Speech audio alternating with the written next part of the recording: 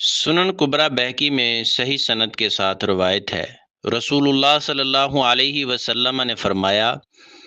جب تم میں سے کوئی اپنی مسجد میں فرض نماز ادا کر لے تو اپنی نماز کا کچھ حصہ گھر کے لیے بھی رکھے،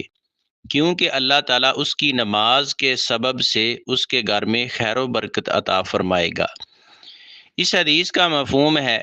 مسلمان مرد کے لیے فرض نماز بغیر کسی شرعی عذر کے مسجد میں ادا کرنا فرض ہے۔ شرعی عذر، بیمار ہے مسجد نہیں جا سکتا، بارش ہو رہی ہے یا گھر میں نہیں ہے، تو پھر جہاں موقع ملے نماز ادا کر لے، لیکن نفل نماز مسجد کے بجائے گھر میں پڑھنا زیادہ فضیلت اور اہمیت کا باعث ہے۔ نفل نماز گھر میں ادا کرنے سے اللہ تعالیٰ کی طرف سے خیر و برکت نازل ہوتی ہے،